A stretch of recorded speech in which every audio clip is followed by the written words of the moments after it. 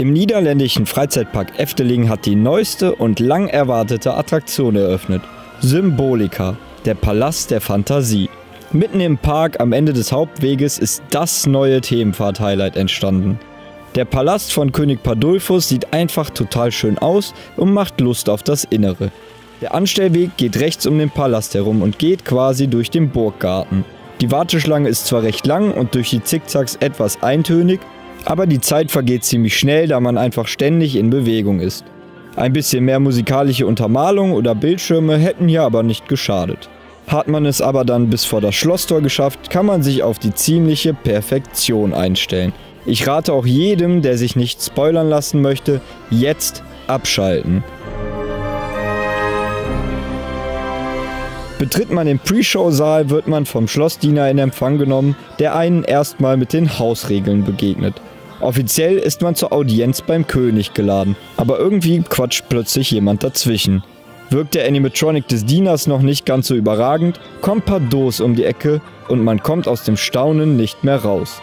Absolut flüssige Bewegungen, eine tolle Vertonung und der Durchgang machen die Pre-Show zum ersten absoluten Highlight.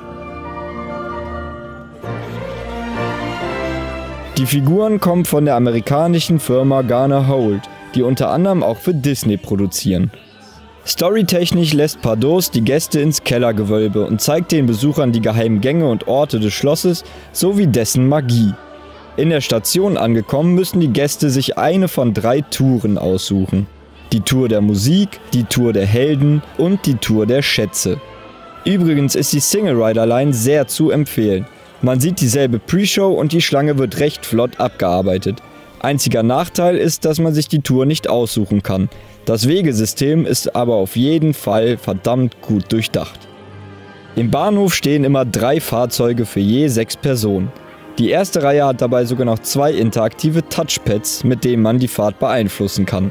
An gewissen Punkten interagiert man mit der Umgebung oder dreht den Wagen. Die Interaktivität ist für Kinder natürlich toll, lenkt aber eigentlich viel zu sehr vom Geschehen ab. Das Fahrsystem von ETF Rides ist schienenlos und alleine dadurch beeindruckt es ziemlich. Es sieht halt einfach gut aus, wenn sich mehrere Chasen zusammen den Weg durch die Gänge und Räume des Schlosses wagen. Die Räume sind einer nach dem anderen unfassbar schön gestaltet und bieten einfach unzählige Details. Efteling bietet hier halt einfach Thematisierung in Perfektion.